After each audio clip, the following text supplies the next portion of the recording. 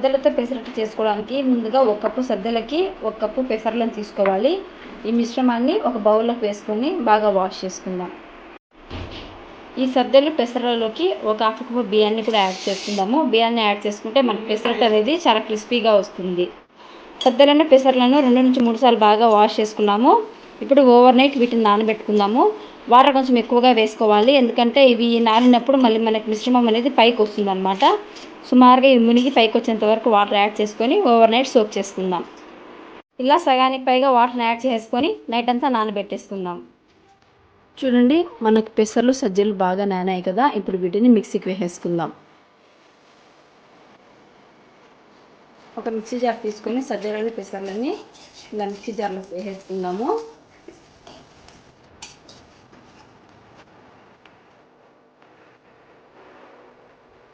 ఈ మిశ్రమంలోకి కొంచెం జీలకర్ర వేసుకుందాము, ఒక పచ్చిమిరపకాయ, అలాగే ఒక ఇంచు అల్లము, రుచికి సరిపడా సాల్ట్ యాడ్ చేసుకుందాం.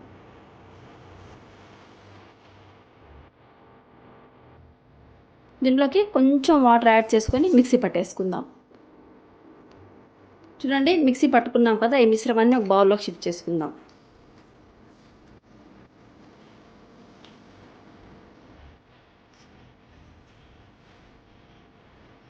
చూడండి, మనకి పిండి కన్సిస్టెన్సీ అనేది దోశ బ్యాటర్ లాగా ఇలా పలుచగా ఉంటే సరిపోతుంది.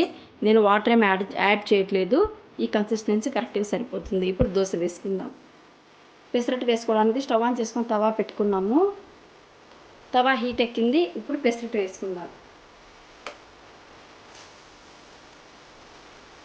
ఇలా కొంచెంగా పిండిని తీసుకొని ఇలా పలుచగా, వీలైనంత పలుచగా బాగా స్ప్రెడ్ చేసుకోవాలి.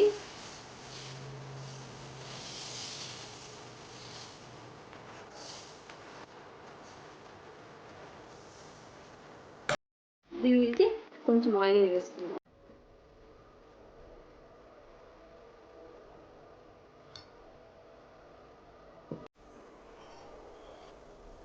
పెసరట్టు ఒక పక్క బాగా కాలింది, ఇంకో పక్కకు షిఫ్ట్ చేసుకుందాం. చూడండి, ఇంకో పక్కకు ఫ్లిప్ చేశాను. ఇంత బాగా రెడ్గా కాలింది చూడండి. ఈ పక్క కూడా కొద్దిసేపు కాలనిద్దాం. పెసరట్టు 2 పక్కల బాగా కాలింది. ఇప్పుడు ప్లేట్లోకి సర్వ్ చేసేసుకుందాం. చూడండి, వేడి వేడి పెసరట్టు ఎంత కలర్ఫుల్గా వచ్చిందో. ఈ పెసరట్టుని కోకోనట్ చట్నీతో సర్వ్ చేసుకుంటే సరిపోతుంది. ముందుగా బ్రౌన్ రైస్ చేసుకోవడానికి రైస్ని నైట్ అంతా సోక్ చేసుకోవాలి.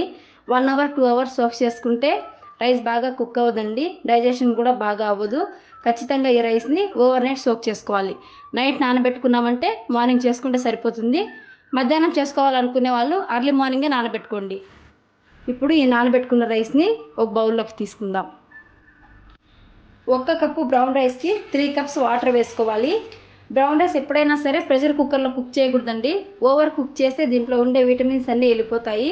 కాబట్టి ఖచ్చితంగా ఇలా బౌల్లోనే కుక్ చేసుకోవాలి. ఇప్పుడు ఈ రైస్ని 3 కప్స్ వాటర్ వేసుకున్నాం కదా, కొంచెం సాల్ట్ యాడ్ చేసుకుందాం.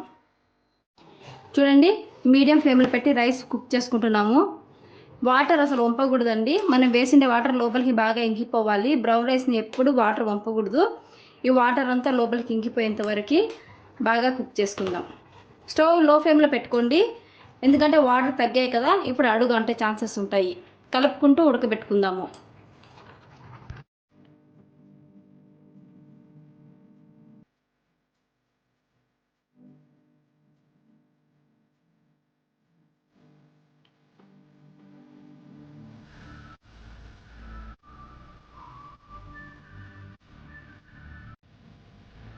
ఆకుకూర పప్పు చేసుకోవడానికి ముందుగా 100 గ్రాముల కందిపప్పుని తీసుకొని 2-3 సార్లు వాష్ చేసి పెట్టుకున్నాము.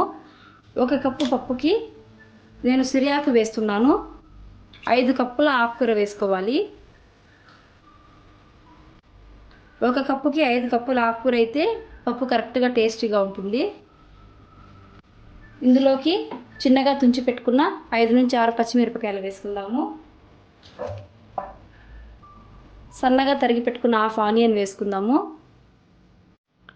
కట్ చేసి పెట్టుకున్న చిన్న టమాటోస్ వేసుకుందాము, చిన్న సైజువి 2.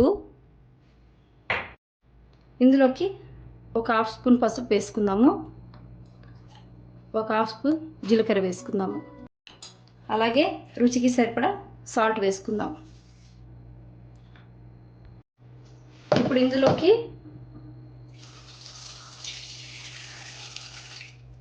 ఇలా అన్నీ మునిగేట్టుగా వాటర్ వేసుకుందాం. కుక్కర్ మూత పెట్టేసుకున్నాం కదా. ఇప్పుడు 3 విజిల్లు వచ్చేంత వరకు మీడియం ఫ్లేమ్లో కుక్ చేసుకుందాం. చూడండి, 3 విజిల్స్ తర్వాత మూత ఓపెన్ చేసాము. పప్పు ఇంత బాగా కుక్ అయిపోయింది. కొంచెం పప్పు గుజ్జుతో అలా మ్యాష్ చేసుకుందాం.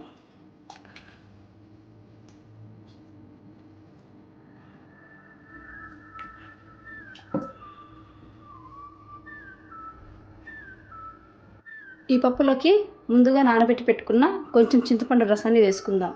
కొంచెం సరిపోతుందండి, ఎక్కువ వేసుకోకూడదు. ఒకసారి మళ్ళీ బాగా మిక్స్ చేసుకొని ఈ పప్పుని తిరువాత వేసుకుందాం.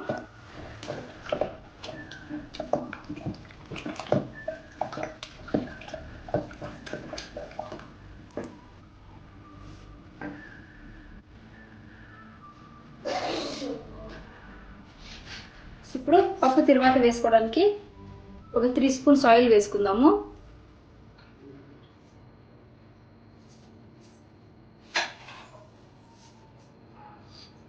ఈ ఆయిల్లోకి కొంచెం జీలకర్ర,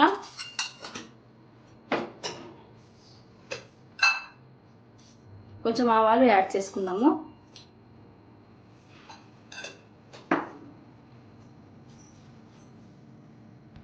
ఆవాలు జీలకర్ర వేగాక ఇందులోకి 2 ఎండుమిరపకాయలని వేసుకుందాము. అలాగే కొంచెం కరివేపాకు.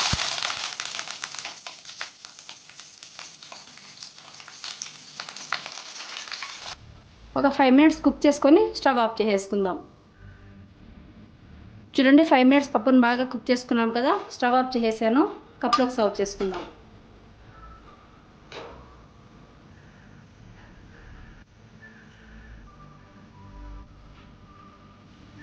వేడి వేడి ఆకుకూర పప్పు రెడీ.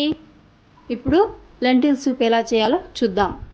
ముందుగా లెంటిల్ సూప్ చేసుకోవడానికి మసూర్ దాల్ని ఇలా కడిగి వాష్ చేసి పెట్టుకోవాలి. సూప్ చేసుకోవడానికి స్టవ్ ఆన్ చేసుకొని కడాయి పెట్టుకుందాము. కడాయిలోకి 1 స్పూన్ ఆయిల్ వేసుకుందాం.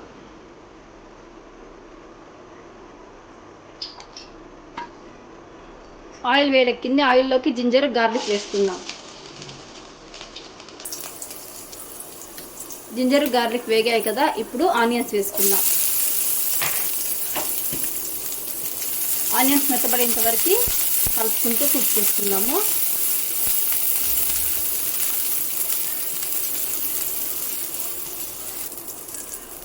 ఆనియన్స్ మెత్తపడ్డాయి కదా. దీంట్లోకి కట్ చేసి పెట్టుకున్న ఒక క్యారెట్ని యాడ్ చేసుకుందాము. ఒక 2 మినిట్స్ ఆయిల్ క్యారెట్ని వేయించుకుందాము. క్యారెట్ బాగా వేగింది కదా. ఇప్పుడు టమాటోస్ యాడ్ చేసుకుందాము. టమాటోస్ మెత్తబడేంత వరకు స్టవ్ లో ఫ్లేమ్లో పెట్టుకొని కుక్ చేసుకుందాం. టమాటోస్ మెత్తగా వేగాయి కదా. దీంట్లోకి ఒక బిర్యానీ ఆకుని వేసుకుందాము. చిటికెడు పసుపుని యాడ్ చేసుకుందాము. అలాగే కొంచెం పెప్పర్ పౌడర్ వేసుకుందాం. ఒకసారి బాగా మిక్స్ చేసుకొని మనం ముందుగా నానబెట్టుకున్నాం కదా మసూర్ దాల్ని దీంట్లోకి యాడ్ చేసేసుకుందాం.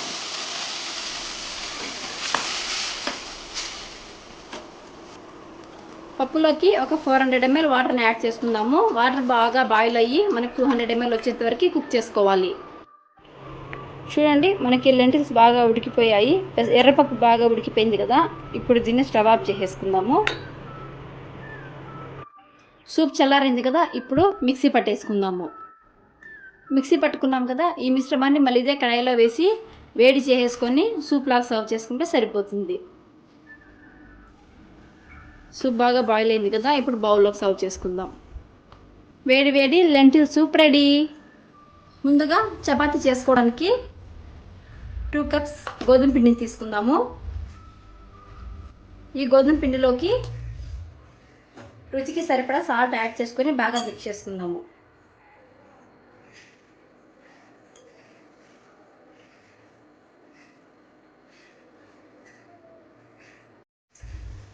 బాగా మిక్స్ చేసుకున్నాం కదా.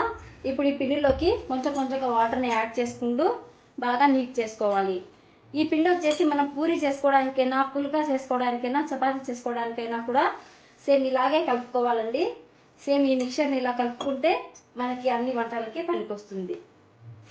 ఇలా కొంచెం కొంచెం ఆయిల్ని యాడ్ చేసుకుంటూ ఇలా బాగా మిక్స్ చేసుకుందాం. మనకి 2 కప్స్ పిండికి 1 కప్పు ప్లస్ ఒక పావు కప్పు వాటర్ అయితే కరెక్ట్గా సరిపోతుందండి. ఎక్స్ట్రా వాటర్ ఏం అవసరం ఉండదు. పిండిని కొంచెం కొంచెంగా ఇలా బాగా నీట్ చేసుకోవాలి.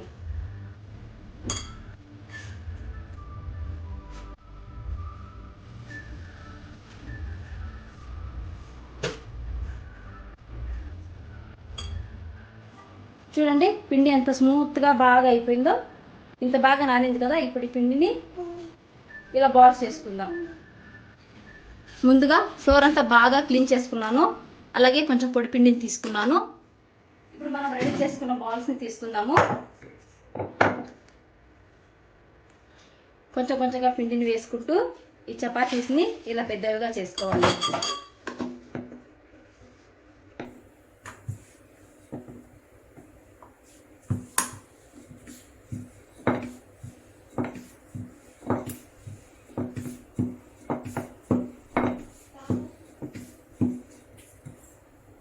చూడండి ఈ సైజులో పిండిని ఇలా రుద్దుకున్నాం కదా. ఇప్పుడు ఒక ప్లేట్ తీసుకొని ఈ చపాతీ మీద ఉండే పొడి పిండిని అంతా ఇలా అనేసుకొని ప్లేట్లో పెట్టుకుందాం. ఇలాగే ఇంకో చపాతీని రుద్దుకుందాము.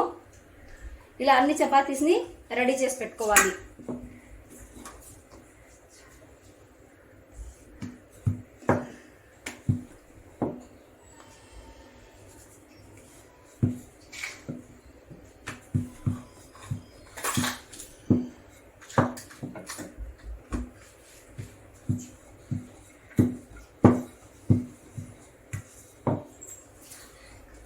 చూడండి చపాతీస్ని ఇలా రుద్ది పెట్టుకున్నాం కదా. ఇప్పుడు కాల్చుకుందాం. ఇప్పుడు చపాతీ కాల్చుకోవడానికి స్టవ్ ఆన్ చేసి ప్యాన్ పెట్టుకున్నాము. హై ఫ్లేమ్లో పెట్టుకుందాము. పెనం బాగా వేడెక్కిందండి. ఇప్పుడు ఈ పెనం పైకి మనం రుద్ది పెట్టుకున్న చపాతీని పెట్టుకుందాం.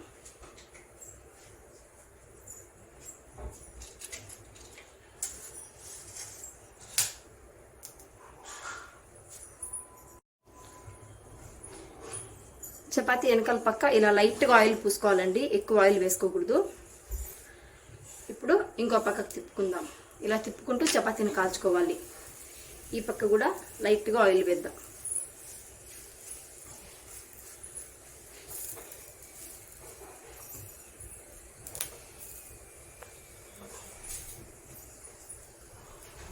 చపాతీని ఇలా రెండు పక్కల తిప్పుకుంటూ ఇలా బాగా ప్రెస్ చేసుకుంటూ కాల్చుకోవాలి.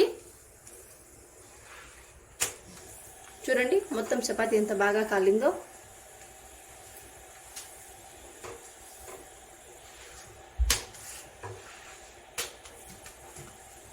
చూడండి చపాతీ బాగా కాలింది. ఇప్పుడు ప్లేట్లోకి సర్వ్ చేసుకుందాం. దాల్ మఖనీ కర్రీ ఎలా చేయాలో చూద్దాం. దాల్ మఖనీ చేసుకోవడానికి స్టవ్ ఆన్ చేసుకొని కడాయి పెట్టుకున్నాను. కడాయిలోకి 2 to 3 స్పూన్స్ ఆయిల్ వేసుకోవాలి.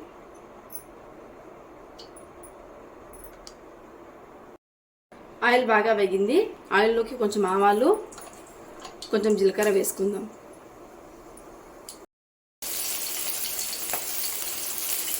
ఆవాలు జీలకర్ర బాగా వేగాయి కదా. దీంట్లోకి ఒక మీడియం సైజ్ ఆనియన్, అలాగే 2 పచ్చిమిరపకాయలు వేసుకుందాం.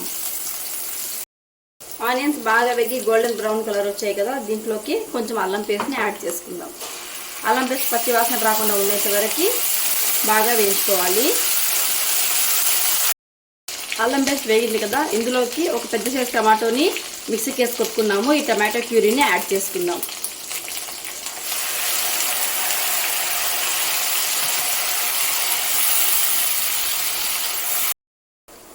టమాటోస్ అంతా ఆయిల్లో బాగా వేగాయి. ఆయిల్ సెపరేట్ అవుతుంది కదా. ఈ టైంలో మనం ముందుగా బాయిల్ చేసి పెట్టుకున్న ఉరద్ దాల్, రాజ్మాని యాడ్ చేసుకుందాం. బాగా మిక్స్ చేసుకొని ఒక 5 నిమిషాలు కుక్ చేసుకుందాం.